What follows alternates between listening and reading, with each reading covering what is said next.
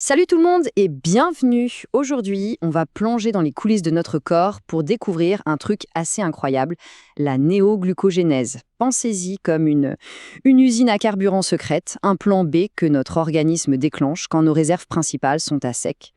Qui n'a jamais tapé le mur en plein effort? Vous savez, ce moment terrible où d'un coup, les jambes ne répondent plus, l'énergie disparaît, c'est la panne sèche. Eh bien, le processus dont on parle aujourd'hui, c'est justement la stratégie que notre corps met en place pour essayer, par tous les moyens, d'empêcher que ça arrive. Alors, voilà le programme. On va d'abord voir pourquoi ce plan B est si essentiel.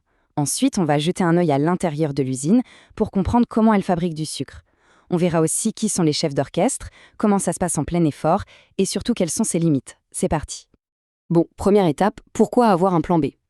La réponse est assez simple en fait. Notre carburant principal, le glycogène, qu'on stocke dans les muscles et le foie, c'est un peu comme un réservoir d'essence, mais un petit réservoir. Il n'est pas infini. Et une fois qu'il est vide, le moteur s'arrête. C'est précisément à ce moment-là que la néoglucogénèse entre en scène. C'est plus qu'un simple plan B, c'est un véritable mécanisme de survie. Son job? Fabriquer du nouveau glucose, du carburant neuf, à partir d'autres sources, pour que le cerveau continue de fonctionner et que les muscles ne nous lâchent pas complètement. Ok, maintenant qu'on sait pourquoi elle existe, allons voir comment ça marche à l'intérieur. C'est quoi au juste la néoglucogénèse et où est-ce que toute cette alchimie métabolique a lieu? Alors, le mot a l'air compliqué, mais en fait c'est super logique. Néo, ça veut dire nouveau, gluco pour glucose, le sucre, et genèse, la création. Donc, littéralement, la création de nouveaux sucres. Et le QG de toute cette opération, l'usine principale, c'est le foie. C'est lui qui fait tout le boulot pour éviter la panne. Bon, toute usine a besoin de matières premières pour fonctionner. Et c'est là que notre corps est juste génial. C'est un expert du recyclage. Plutôt que de jeter, il va récupérer des déchets d'autres processus pour les transformer en carburant. Rien ne se perd. Et regardez-moi ces ingrédients. On a le lactate, oui, le truc qu'on accuse souvent de nous donner des crampes, mais qui est en fait une super matière première. On a aussi le glycérol, qui vient de la décomposition des graisses. Et en dernier recours, le corps peut même piocher dans les acides aminés, c'est-à-dire les briques de nos protéines. C'est vraiment l'art de faire du neuf avec du vieux. Et si on zoome sur les acides aminés, c'est super intéressant. On voit que ce n'est pas du tout un travail d'équipe équitable.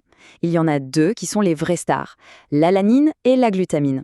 À eux deux, ils font plus de la moitié du boulot. C'est assez fou de voir cette spécialisation.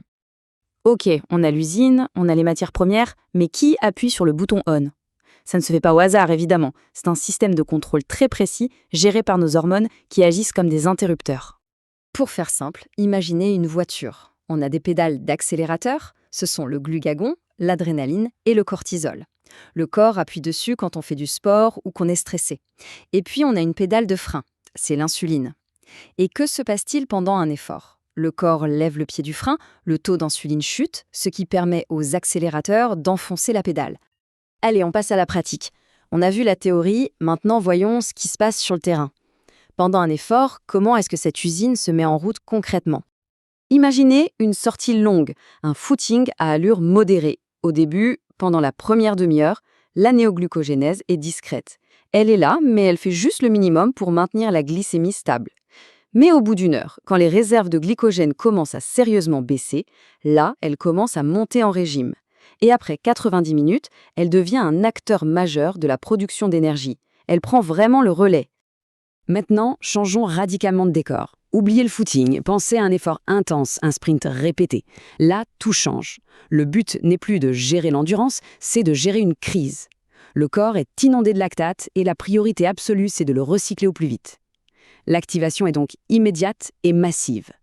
La matière première numéro 1, c'est quasi exclusivement le lactate. Et le facteur limitant, ce n'est plus la durée, c'est la vitesse pure du processus. C'est ça, la fameuse haute intensité. Quand on est dans le rouge, entre 90 et 100% de la fréquence cardiaque max. À ce niveau-là, la demande en carburant explose littéralement. Et notre usine, aussi performante soit-elle, ne peut tout simplement pas suivre le rythme. Elle est complètement débordée. C'est sa limite.